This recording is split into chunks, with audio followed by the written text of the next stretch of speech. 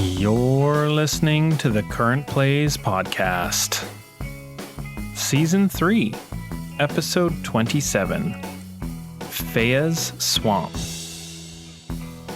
Now please welcome your hosts, Jordan and Thomas. And welcome back, ambitious listeners. This week we are talking about Feya's Swamp.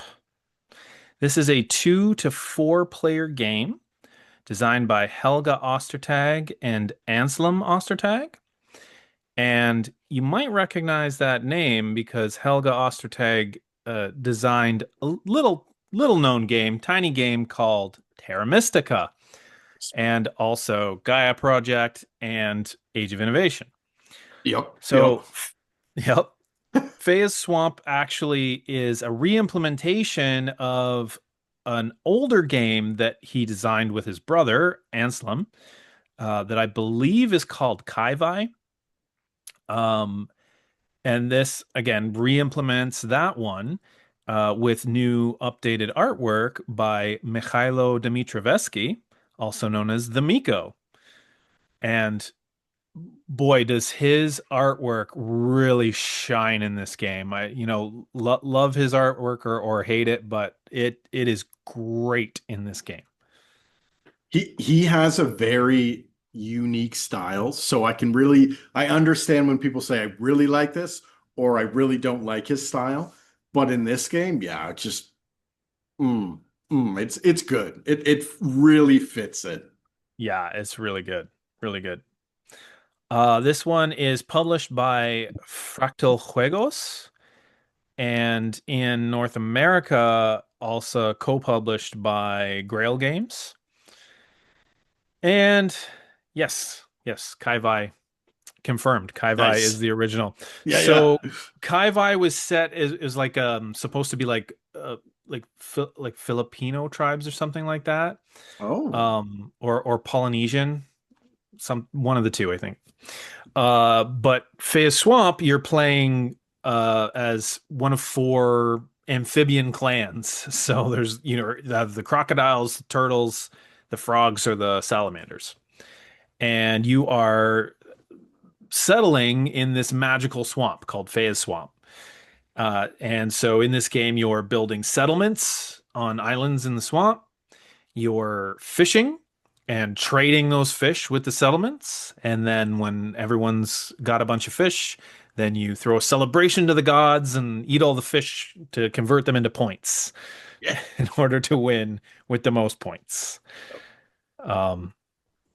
Yeah, so it's a worker placement game, and it plays over 4 rounds. And at the end of the 4th round, the player with the most points wins. So yeah, I can't remember. We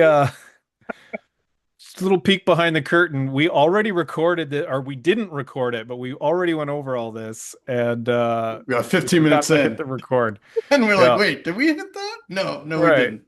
Yeah. And so now I'm going, wait, what did What I did we say say? next?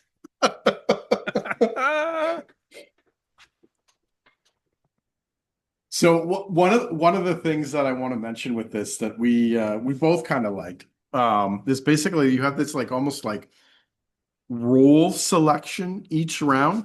Um Yes.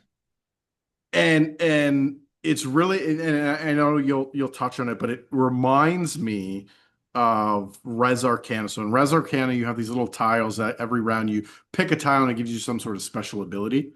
And then as you play that round, when you're done and you end your turn, you put that back and you pick a new tile, right? So in this game, it's the same thing, right? You get your tile or you get your card and you use the ability during your turn, and then you hand it in and pick a new one, right? But you could probably Yeah. talk more on those cards too, better at rules behind them, sort of thing. Sure, yeah. So, much like in I'm assuming Terra Mystica, because I haven't actually played that game before, but in Age of Innovation, you have a bonus tile. So in this game, it's like the bonus tile, but more developed. So they're called guides. They're, your swamp guides, and depending on who you take, that's going to give you a special ability for the round. It could be, income of different resources, or it could be a bonus, like points or something when you pass, Extra or it could be, workers. Yeah. yeah, extra workers was one. More uh, improved, I should say, like fishing ability was one of them. But it also sets up your like just basic abilities, or your basic functions of your main functions for the game. So it gives you a value for movement and for building. So like I mentioned, you're building settlements in the swamp, and the cost. So there's when you build buildings, it costs money, and the money value that it takes to build the swamp, you basically you add up how many spirit tiles are on an island. We can explain that later, but basically certain type of tiles on that island, you have a base value for that, and then your guide will give you you add whatever their building value is. So I think it ranged from something like 6 to 1. Yeah. So an Yeah. extra 6 gold per building, or an extra 1 gold per building. Like, so it was a big swing. Big swing. Yeah. Yeah.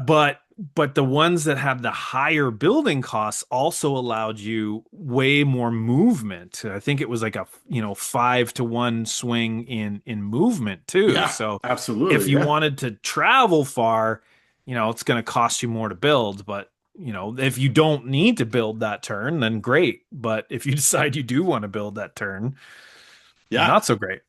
Yeah. But building's like a huge part of this game.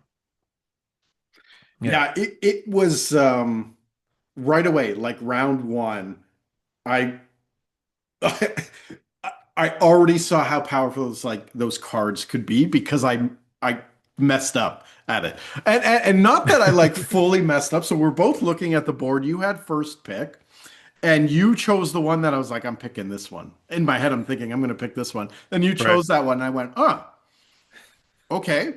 Good In start. that case, yeah, yeah. And so you picked this one that gave you, at the start of the round, additional income, right? Yeah. And so my And it whole had a plan, low building cost too. So like, yeah. exactly. So it fit really, really nicely because my whole plan was, okay, I want to get as many settlements out as possible, right? Yeah. And so I was like, okay, and they cost money, so I'll take that card, I'll get more money, I'll be able to afford more settlements. That's great. You had the Exactly what I same was thinking. thought. Yeah. Yep. Yes. So then I was like, oh, but there's this other one that will give me points if I have the most settlements on each of the basically islands. So if Hmm. I'm have the most or I'm tied for the most, I'll score 3 point per island. And I think there was something like 8 islands that start the game off, right? 7. Seven. Okay. 7 islands. Islands, right? Yep. So I was like, I'll do that. And it has a build cost of only one. So it'll be the cheapest to build buildings. Now, what I didn't plan for was that it only had a movement cost of one. And that was Yeah. very difficult because my entire turn, like my entire plan was I'm going to build a bunch of settlements that's going to allow me to produce more fish when I take a fishing action. And then I'll be able to sell those fish, and then I'll be able to earn points off those selling of the and it was like I had all this like sort of planned out. And then I went to do it after I picked that leader and went, okay, I can build cheap, but I can't move to the spots where I can take the action to gain those fish. So there's no Right. point in building the buildings that help me get more fish. But that's okay because what I'll do is if I build, then I will pick your card next turn and I'll get the money now and then I can, do that. And that was my plan for 37 seconds. And then I realized that I was going to run out of workers before you did. So then at the end of the round, I would have to return my card and your card is still being used for you, so I can't take that Yeah, again for the yeah. next round. So I had to choose another one, right? So it was like, yeah, it was all these like little things right at the start. And I was like, oh no, I thought of that wrong. And then I went, oh no, I placed my settlements in a way that blocked me from getting around because my movement was only one, and I had to like Right. travel around my own settlement. And I went, oh, that was a silly placement. And then I went, oh, I also didn't place by the fish. So, and I can't get there with my movement of one. So it was all this combination of like, so it completely in that first round changed my entire like game Hmm. trajectory. And I like focused on different buildings that I really had no intention to. And it ended up being like a really good strategy by the end, right? It was a little Yeah. slow build up, but then by like round three, it was like firing off. I was like, okay, points, points, points, points, points kind of thing, right? The way you played this game broke what I thought this game was. Sure. Yeah. Yeah. So, Yeah. so I'll explain like how this whole game works. So it Yeah. is a worker placement game. So first off, right? And it actually does worker placement in an interesting way. So you do block spaces, but you also don't block spaces. And so each worker placement space has four spots, except for one of them. One of them, only one person can go there every round. But for the other ones, it has four spots. The first spot's usually either free to go there, or it actually will give you some kind of a bonus. So extra points or maybe extra resources. Um, if you're the first one to take that action. Subsequent actions, you have to pay in order to go there. You have to pay these mana gems, which are a different resource in this game. So it discourages players from taking the same action over and over again, but it does give you the flexibility to do that if you need to, if it's a really, an important play and you've, thought ahead and saved those resources up to do that. And then I think so in a two-player game, you play on the one side. On a three or four-player game, you flip the board over, and I think there's more Cost free change. And yeah. spaces Okay. available and like Yeah. Makes fewer sense. pay. Yeah, Yeah. Yeah. because Yeah. Yeah. more people are competing for the same number of action spots. So the way the game works is you one of the actions is to build settlements. There's seven different islands, and you're building settlements with these ships. You start the game by putting out three settlements around these seven islands, and two of them give you ships. So you start with two ships on the board, and you have to build a settlement adjacent to your ship, which has to be adjacent to the island that you're building on, which is really neat. As the game goes on, it gets more and more restrictive as to where you can Yes. move, where you can build. You're covering up fishing spots. It like that part of this game is so good. And Yeah. it's actually Yeah. kind of one of the reasons I bought this game because Yeah. I could see that that was going to happen and make for interesting choices, right? So so you're building these settlements, but as you build, there you're taking those settlements off your player board, and as you're doing that, you're uncovering benefits. So there's four different sort of sections on your player board that you can focus on upgrading components of your game. So one of the sections, as you build the settlements, you can unlock more workers. More workers, means potentially more actions. But then, of course, that means that you're going to need more mana gems. So another section of your board is for increasing your income of mana gems.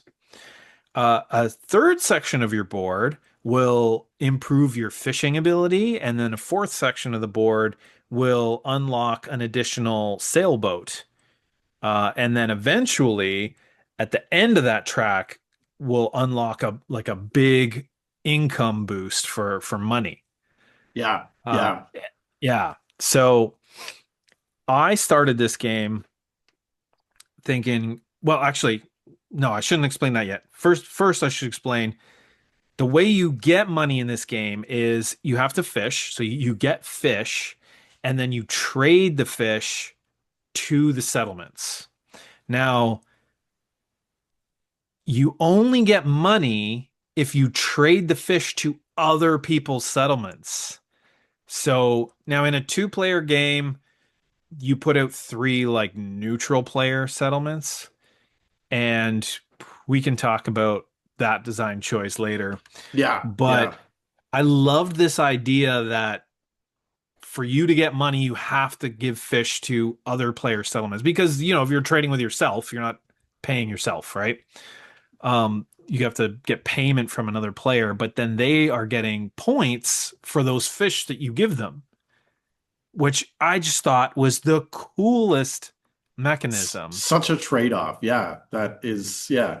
You want money so you can do more stuff for yourself to earn yourself more points down the line. But in order to get money, you're giving points right away to Yeah, your opponent. Yeah, yeah, yeah, exactly. So you put these fish out. The fewer fish that are out, like the more money you're getting for those fish. So you want to place yourself around multiple settlements, and then you can put fish on your own settlements too, to get those points, but then you're not getting the money for it. And then there's another action which is celebrate, celebration to the gods or whatever. And at that point, when you take that action, you're going to get some points, and then everyone who has fish on their settlements get points for those fish, right? yeah, So that's where yeah, those points come from.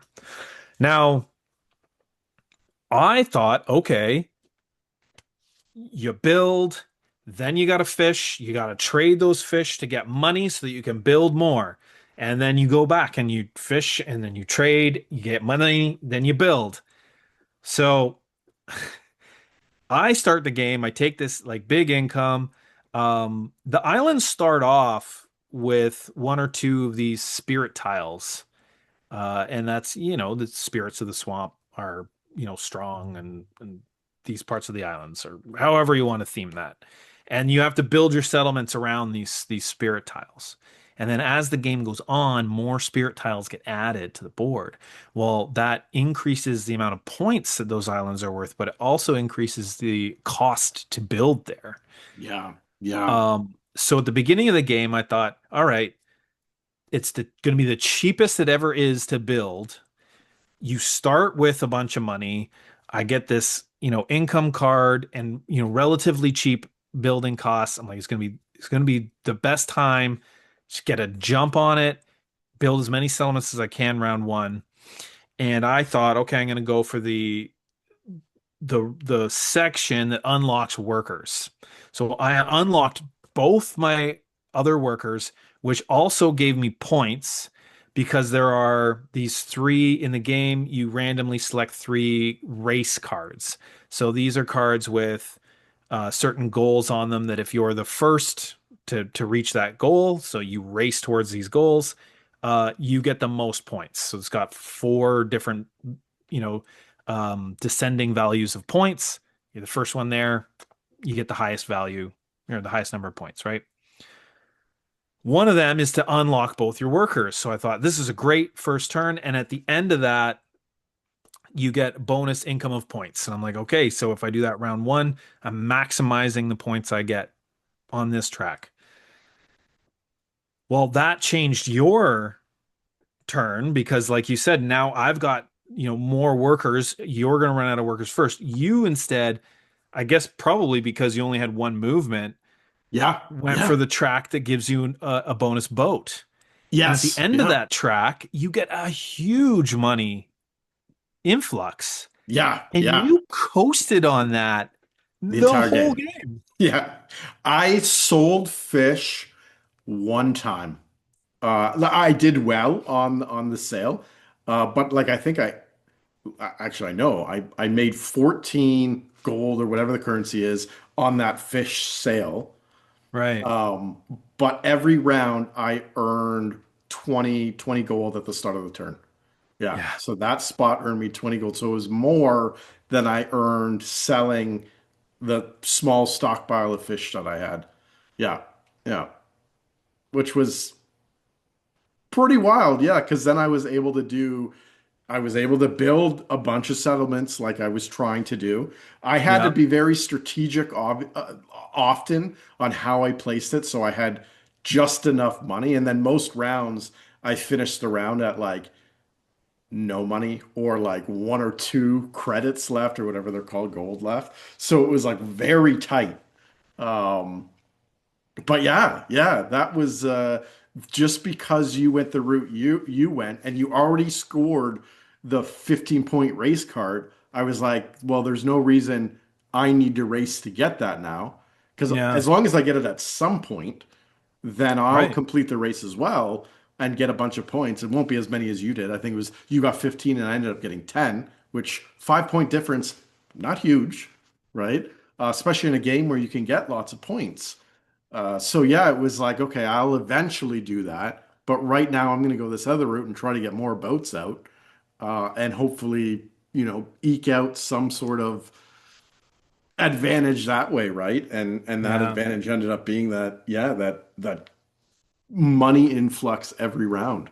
Yeah, Well, when you take actions in this game, well, there's boat actions and land actions.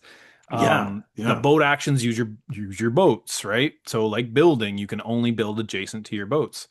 Well, you get to do it for every boat you have. Hmm. So I got all this money, and I was able to fish and whatever. But I could do that with two boats, where you very early could do it with three boats. Yes, And yeah. so you just like, I eventually got all my settlements out, but you got them out fast. And so Really you quickly, could yeah. reap the rewards of that income like very quickly because you weren't spending turns fishing and trading. Yeah. Yeah, I ignored the multi-turn setup to earn coins, right? I Right, was getting those free coins at the start. And then because I had that income, I, I still didn't go the fishing route because there's some that allow you to improve your fishing, right? So each boat typically will only give you one fish. So if you have extra boats, one fish each if you're on the fishing areas, right? But you can improve that up to like three fish per boat, right? And my intention at the start of the game was to do that, but again, how we started the game, I couldn't go that route. And it was part of it too, because you had moved into a position that was in between a bunch of settlements on a fish that you could like produce on that turn, right? And I was like, I was just about to go to that spot and then you blocked it. So it was like, now I really have no use for building the fish improvement settlements, right? So then right. after building the ship one out and getting that 20 gold income at the start of every round, I built out the bottom one that essentially gave me more of those the magic The crystals, mana whatever. gems. Yeah, mana Yeah, gems, which allowed me to really take any action at any time. I had a ton of yeah. mana gems, and I barely had to focus on what I was doing with those because I had an excess amount of them. It also helped me increase my player board. You can increase your sale number. So the way you move across the board, like you had mentioned, is those cards you pick at the start, plus whatever your sale number is on your player board. So I got some little bumps on there, and that all of a sudden, even if I took that one card, it was like one plus three more movement, right? So I could move Right. four on the slowest moving guide. Um, and then by the end of the game, I could move 10 spots. I grabbed the guide that was five, and then I had plus five, and I was like moving pretty much across the board right on that last turn, Yeah. which was yeah fascinating. So yeah, so then I built that one out, which gave me a bunch of different sort of benefits slash resources that typically in games I kind of ignore those types of spots in preference to ones that help build sort of like an engine, like better fishing to produce more fish to sell those fish and whatever, right? Yeah. But yeah, it ended up being very powerful, a very powerful combo with the with the extra boats. Yeah. And so that brings me back to I feel like back when we played Root Yes. at two players, and you're just like, well, I'm just gonna break this game. And you just broke it that I just couldn't do anything. Yeah. And Yeah. and I look at this game and I go, okay, don't get me wrong. I had a lot of fun.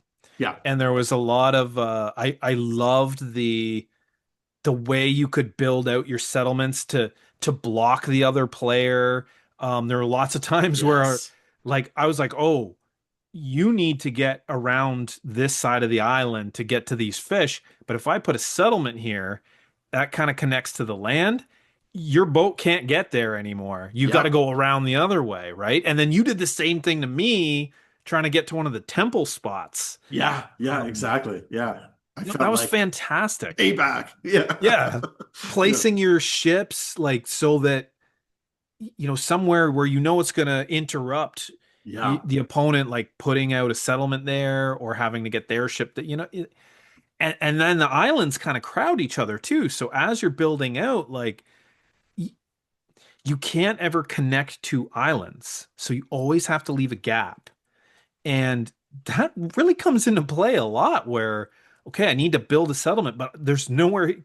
Two islands are right against each other. I have to go way over here before I And can even fit a settlement in, right? and then you're away from areas that maybe you wanted to actually be on this side of the board, but you had to go over here to build, Right. right? Yeah. Yeah. All that stuff is so good and so much fun. But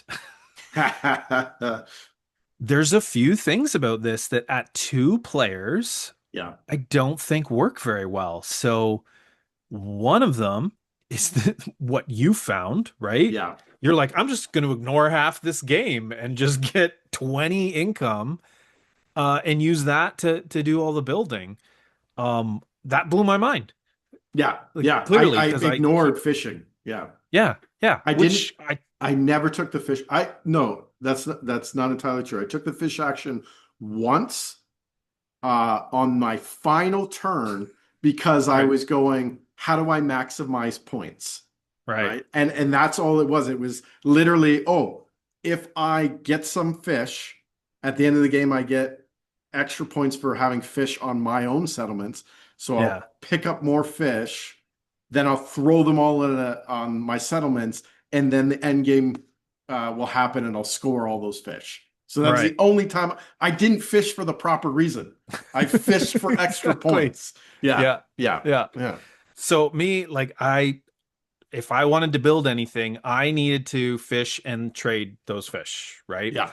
There's there's limited uh neutral player settlements, which obviously in a two-player game, you're going to preferentially trade to the neutral player, so you're not giving your opponent points. Yeah. But if you want to make a lot of money in, efficiently, you have to trade your opponent, which I think in this game you should have to do. You Yeah. you said to me last night, I don't think you should have the neutral player. Not in a And two-player game. Definitely not. yeah, Because it incentivized me. The one time I did sell, I only sold to the neutral player. yeah, And then when I was putting fish out, I put them on mine, like I said at the end game. But yeah, I only sold to the neutral player because I didn't want to give you points. But then it also it weakened the essentially the celebration action for you because I wasn't putting fish onto your settlements when you take the celebration and score an island every if you own that settlement with fish on it you gain a point, yeah, right? And so yeah, it was like there was all these little things, so like that was a great um I guess action for me to take just for like oftentimes I'd take it, earn 6 points off of it, and I would choose a location that like the neutral guy has settlements with fish on it. So no points get awarded to either of us, but because I activated it, I took the action, got 3 points. the totem was there, got 3 more points. That's a 6 point turn for Right. effectively doing nothing. Yeah.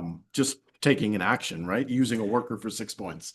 Yeah. So Yeah. that's my other gripe about this at two players, right? So at more, well, probably at three and certainly at four, you're going to have more players trading fish to all the different settlements, right? You're Yeah. going to have I don't think you would have, depends on the group, I suppose, but I don't think you would have the same clumping of similar settlements. The settlements would be a little more evenly distributed. You're going to have more trading happening in between the celebrations. But what Yeah. happened in our game, and I knew it was going to happen, but I'm like, there's nothing I can do about it. I need money. So I trade fish to your settlements, and then you go, hey, there's a bunch of points sitting there. All I got to do is take the celebration action. So Yep. that every single time I traded, you immediately celebrated after that. Yep.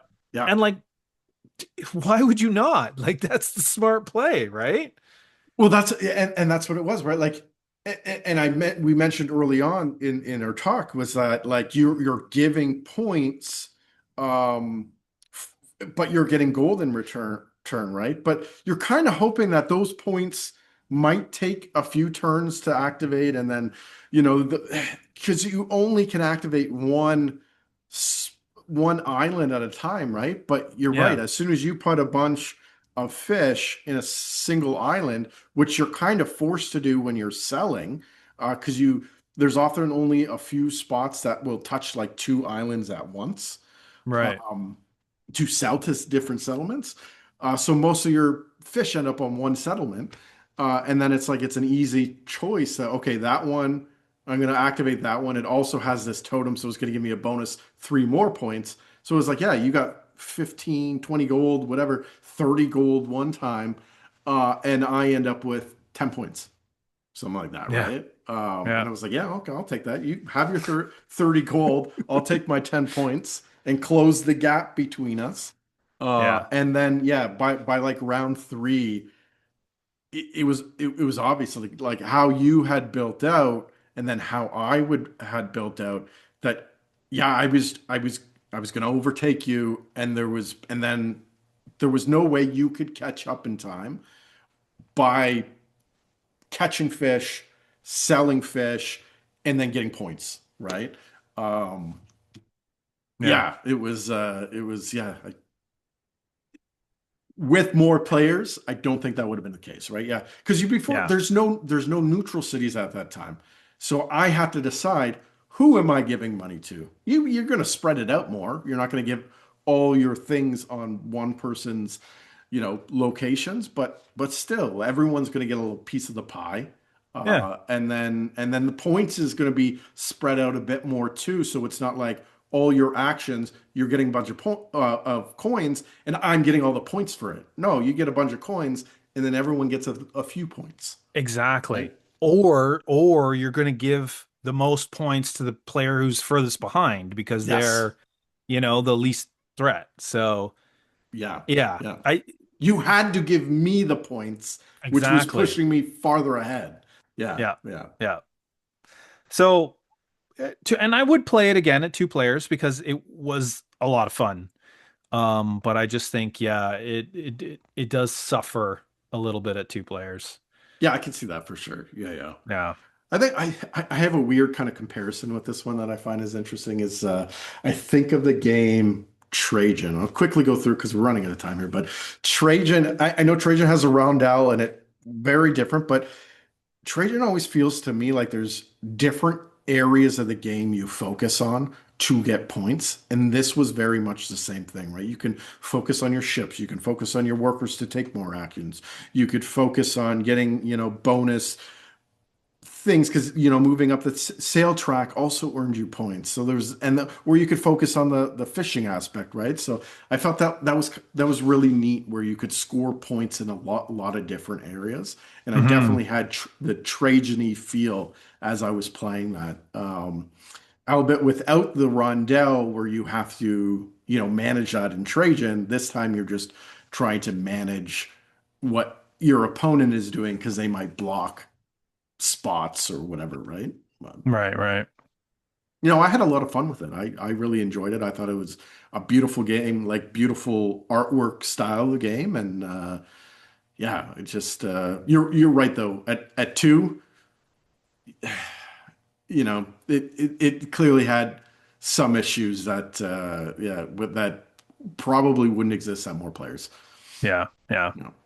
Yeah, I thought like you can clearly see the similarities between this and like Terra Mystica or Age of Innovation. This one not as heavy as those ones. In fact, on Board Game Geek, it has a 3.08, which is Hmm. pretty good. I would say like I think our, more casual friends could play this easily. Yeah. But it has that, yeah, building out on a hex map, competing for territory. You've got the guide cards, so like the bonus tiles, and then the scoring, is somewhat similar. We didn't go over that on this lap of the recording. Yep. Um, but yeah, very. I think it's a cool game, especially if you like Terra Mystica or those games. You would probably enjoy this one, but I think, yeah, would probably play better at higher player counts for sure. Yeah. Yeah. Yeah. And that wraps up another episode of the Current Plays podcast. Check us out next week on YouTube or your favorite podcast provider. But until then, good gaming and good night. Good night, folks.